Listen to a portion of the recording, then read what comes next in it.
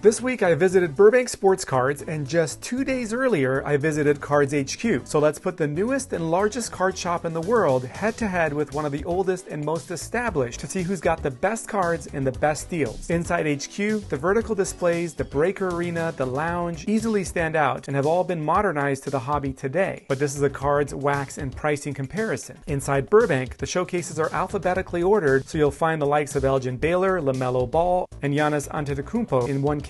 Back at HQ, that's the one thing Landon and I noticed. There seemed to be no organization in how the cards were displayed, where you'd find a Kobe there, a Kobe here, a Kobe up there, and one there on that side. And you'll even find high-end cards placed next to low-end cards inside some cases, and cards that honestly had no business being on display in the first place. We then realized there was organization, and as of this visit, these cards were displayed based on pricing, from $10 slabs in one case to as high as several thousand in the final case. Back at Burbank, I love that certain players got their own dedicated showcases. Like MJ had his own display cases with a lot of good 80s cards. That's a reprint. Of course, Luka got the nod with his own case, and when you're in LA, Kobe gets his case too. While at HQ, the only dedicated showcase was for the hometown Atlanta teams. The pricing at Burbank seemed slightly higher than it should be, but I think that may be the built-in buffer for negotiations. While at HQ, I found the pricing to be more reasonable, with everything here listed for its fair market value. At CardsHQ, unlike most shops in the country, there's no negotiation. I personally like this approach, especially since the prices seem to align well with the comps I pulled up on Card Ladder. There were some really incredible cards on display in both stores, with some rare Kobe's, Curry's,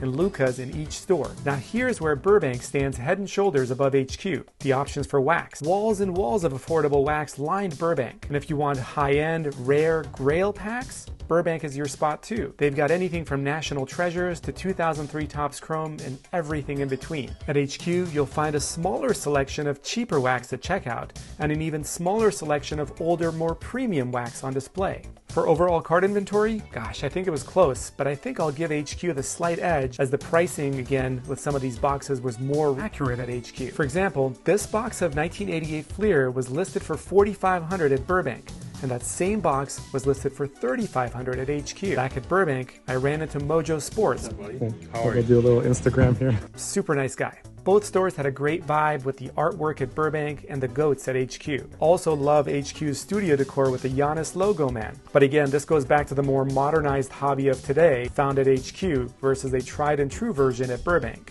Both stores were an absolute treat to visit. I know HQ gets a lot of flack, but I think that's just sour grapes, and there's Jeff doing his thing. And I do think the ownership here is actually accelerating the hobby. So which store is your favorite?